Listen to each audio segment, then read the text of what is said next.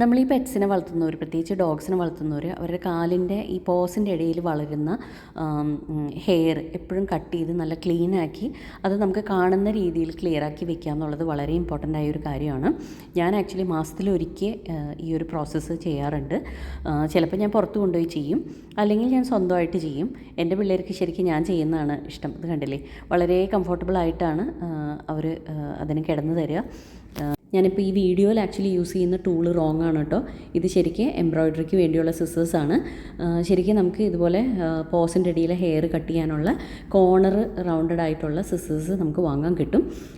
എൻ്റെ ആക്ച്വലി അത് അന്വേഷിച്ചപ്പോൾ കണ്ടില്ല, അപ്പോൾ അതുകൊണ്ട് തൽക്കാലം ഞാനിത് യൂസ് ചെയ്തതാണ്. പക്ഷേ ഞാനിത് കോൺഫിഡൻ്റ് ആയതുകൊണ്ട് മാത്രമാണ് ഞാനിപ്പോൾ ഇത് യൂസ് ചെയ്യുന്നത് കേട്ടോ. എൻ്റെ പിള്ളേർ ഇത് കണ്ടില്ലേ, അവർ വളരെ കാമായിട്ടിരിക്കുന്നത്. മെയിനായിട്ട് നമ്മളൊരു കാര്യം ചെയ്യുമ്പോൾ അവർക്ക് നമ്മളിലൊരു വിശ്വാസം വേണം.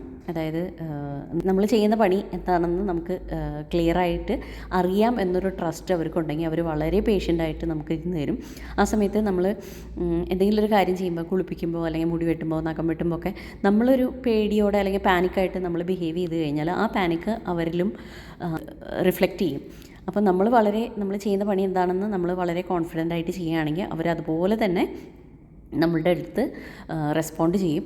അപ്പോൾ എനിക്ക് സമയം കിട്ടുമ്പോഴൊക്കെ ഞാൻ ഇവരുടെ ഗ്രൂമിങ് ഞാൻ തന്നെയാണ് ചെയ്യാറ്. ഗ്രൂമിങ്ങും കുളിപ്പിക്കലും കാര്യങ്ങളൊക്കെ സമയമില്ലാത്ത സമയത്ത് മാത്രമാണ് ഞാൻ പുറത്ത് കൊണ്ടുപോയി ചെയ്യാറുള്ളത്. അപ്പോൾ ഇതെന്തായാലും നിങ്ങൾ മസ്റ്റായിട്ട് ചെയ്തിരിക്കണം.